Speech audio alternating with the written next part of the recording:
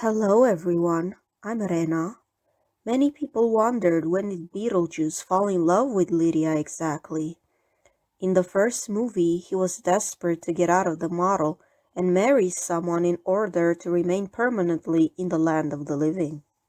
However, if he wanted to marry just about anyone, he could have done so since he was skilled at tricks and he could have made a deal with whoever asked for his help. Beetlejuice did state during his wedding to Lydia that he had been married before only once. We already know after watching Beetlejuice 2 that he was talking about his marriage to Dolores.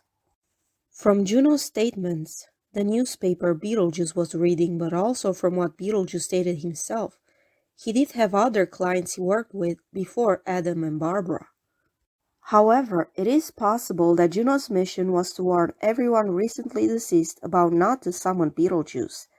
That being said, Beetlejuice either couldn't convince someone else to marry him, or it took a while for him to forget Dolores, since he still kept her finger with the ring attached to it inside his pocket. His loyalty to Dolores was put aside after Beetlejuice convinced himself that he had to move on and marry Lydia in order to escape the afterlife. Beetlejuice was summoned by Adam and Barbara and he found shelter inside their model. However, we saw that Beetlejuice could also explore the house. I'm referring to the moment where he turned into a snake and Lydia thought that was Adam and Barbara's tricks to scare everyone out of their house. So he wasn't completely attached to that model. Lydia's first encounter with Beetlejuice was when he took a snake form and showed his interest and desire for her.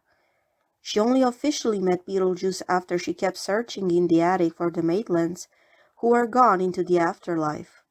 Even if they didn't stay long there, it took them 3 months to return to the land of the living. During those 3 months, Lydia kept coming into the attic to call out for them, while Beetlejuice was observing her. And after seeing that he can move freely in other rooms, it is possible that he spied on her everywhere, just how he did in Beetlejuice 2, where he spied on her for over 30 years. That being said, in the first movie, Beetlejuice already felt a strong connection to Lydia, after seeing her lonely and suicidal. He was willing to talk to her as a therapist to convince her that the land of the living was better since he was desperately trying to return to it. He also told the Maitlands that he believed that Lydia understood him. Spying on her for 3 months, he managed to gather information about her likes, dislikes, saw her difficult relationship with her stepmother, how she had no friends, how she was being misunderstood and lonely, the fact that she had dark thoughts, and that she was unhappy. Other than the snake appearance way back, Beetlejuice didn't show himself to Lydia until he gathered the courage to talk to her after 3 months, since we saw that he was scared to get married a second time. Unfortunately for him, he chose the wrong moment since it was the day the Maitlands returned from the afterlife and ruined his plans. Otho was the one who produced chaos by summoning spirits, making Adam and Barbara appear in front of everyone and age at an accelerating speed. When Lydia rushed to look for Beetlejuice to ask for his help, he was already waiting for her inside that model and looked like he already knew what has happened, since Lydia only asked if he could help them, and he said yes without asking other information. Beetlejuice expects to be paid for his job as an exorcist. In this case, he wanted Lydia.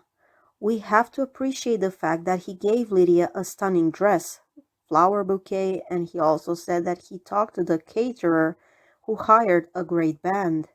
This means that the wedding was going to have a party after the religious ceremony. We saw in Beetlejuice too how much effort he put in the wedding planning.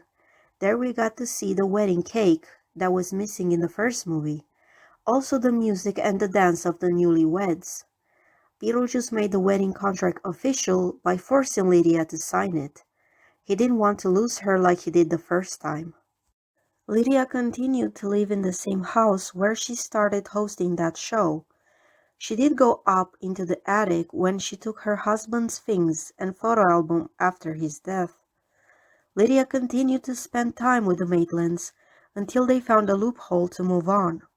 If that happened before Lydia's marriage, Then she remained very lonely after they were gone. No one mentioned Beetlejuice's name in that house ever again. However, Beetlejuice returned there soon after he finished his business in the afterlife. Knowing how good he is at tricks, he most likely stole someone else's waiting number and got to resolve his problems sooner. He returned to Lydia's house where he continued to spy on her for over 30 years. First of all, he had a framed photo of her, which he probably stole from her house while she was still a teen. So that's the proof that he did return soon after to her house. He formed an attachment to her, since he knew her more than her own parents. This is why he didn't move on to find some other human to marry. We are already talking about attachment and obsession here. He was still having private thoughts with Lydia's photo and got upset with Bob for interrupting him. How did Lydia's husband die, you ask? Do you think Beetlejuice had nothing to do with it? Considering the fact that Lydia stated that Beetlejuice started to give her hallucinations again after a long time, which means that she had those previous hallucinations during the time her husband died, since Beetlejuice was trying to make his way back into her life. Beetlejuice told Bob how he was convinced that Lydia noticed him finally during his last attempt in trying to draw her attention. Lydia struggled to ignore Beetlejuice, but from what we saw, he was even appearing in her dreams and next to her in bed if he wanted to. Beetlejuice wasn't bound to that model, and he never completely left the house. With the Maitlands out of the picture, Beetlejuice could lurk into all the rooms undetected to spy on Lydia. It was obvious that he wasn't going to let anyone take Lydia away from him.